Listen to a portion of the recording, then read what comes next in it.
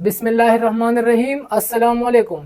मैं दानियाल अख्तर अपने YouTube channel knowledge lover के साथ आप सबकी खिदमत में एक और वीडियो के साथ हाजिर हूँ। उम्मीद करता हूँ कि आप सब खैर वाफियत से होंगे। आज का जो हमारा टॉपिक है वो है टाइप्स ऑफ मिक्सचर। इससे पहले हम मिक्सचर डिस्कस कर चुके हैं और उसमें हम बुनियादी तौर पर यह बात कर चुके थे कि बुनियादी तौर पर मिक्सचर के दो टाइप्स होते हैं।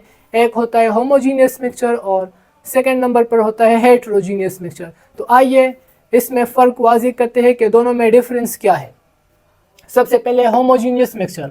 A homogeneous mixture is a mixture which has uniform composition through out its mass. यानी कि सारे के सारे मास को जब मिक्सचर के हम देखते हैं, सारा का सारा जो मिक्सचर हमें नज़र आता है तो उसका कंपोजिशन अगर यूनिफॉर्म हो, यानी कि बिल्कुल यकसा हो, एक जैसा हो, तो इस किस्म के मिक्सचर को हम सिंपली नाम देते हैं होमोजीनियस मिक्सचर का।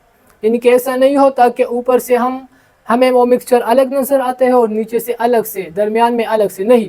सारा का सारा जो मिक्सचर होता है वो सिंपली हमें एक जैसा नज़र आए तो सिंपली हम नाम देते हैं उसको होमोजीनियस मिक्सचर का। For example table salt NaCl dissolve in water, और इसको हम फिर सोल्यूशन का नाम भी देते हैं, अभी मैं आपको ये बताता हूँ। लेकिन टेबल साल्ट यानी कि सोडियम क्लोराइड की बात करें, नमक का फार्मूला है NaCl। जब नमक को हम डिज़ोल्व करते हैं वाटर में यानी कि पानी में, तो डिज़ोल्व होने के बाद वो बिल्कुल सारा का सारा हमें एक जैसा नज़र आता है और इसके नतीजे में बनने वाला जो ये मिक्सचर होता है तो ये होमोजीनियस मिक्सचर कहलाता है। और इस होमोजीनियस मिक्सचर को हम एक और नाम भी देते हैं और वो होता है सोल्यूशन, जिस पर बाकायदा से ग्रेड 9 में पूरा का पूरा एक चैप्टर भी आ रहा है।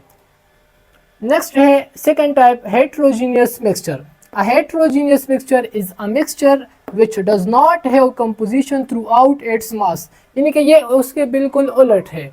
वहाँ पर हमने बात की कि सारा का सारा मिक्सचर हमें बिल्कुल यकसा नज़र आता है, एक जैसा नज़र आता है, लेकिन यहाँ पर ऐसी बात नहीं होती, बल्कि इसमें अलग अलग कंपोजिशन, अलग अलग जो कंपोनेंट्स होते हैं वो हमें अलग अलग से नज़र आ सकते हैं। यानी कि कम्प्लीटली ये मिसिबल नहीं होता, कम्प्लीटली उसमें वो कंपोनेंट डिज़ोल्व नहीं होता। फॉर एग्ज़ाम्पल अगर हम बात करें सैंड इन वाटर, यानी कि पानी में अगर हम रेत को मिलाएं, या फिर ऑयल इन वाटर, पानी में अगर हम तेल को मिलाते हैं तो वो उसमें डिज़ोल्व नहीं होता, बल्कि वो तेल हमें बिल्कुल ऊपर सिरे पे नज़र आ रहा होता है। इसी तरह अगर सैंड की बात करें तो वो बिल्कुल नीचे बैठ जाता है, तह में बैठ जाता है, यानी कि उसमें वो कम्प्लीटली डिज़ोल्व नहीं होता। यानी कि यहाँ पर जो मिक्सचर होता है तो वो सारा का सारा एक जैसा नहीं होता।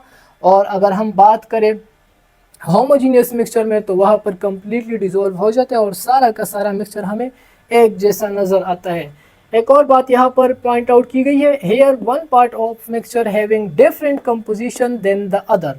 यानी कि अगर हेट्रोजीनियस मिक्सचर में बात करें हम तो कंपोजिशन एक हिस्से की अलग होती है दूसरे हिस्से से। फॉर एग्जांपल पानी में हम रेत को मिलाते हैं तो रेत हमें उसमें अलग से नज़र आती है और पानी हमें अलग से ऊपर नज़र आती है। यहाँ पर ये मैंने दो बीकर बनाए हुए हैं जिसमें एक में हमने डिज़ोल्व किया हुआ है साल्ट इन वाटर, यानी कि पानी में नमक को हम जब डिज़ोल्व करते हैं तो ये कम्प्लीटली इसमें डिज़ोल्व हो जाता है और सारा का सारा मिक्सचर फिर हमें ऊपर से नीचे तक बिल्कुल एक जैसा नज़र आता है।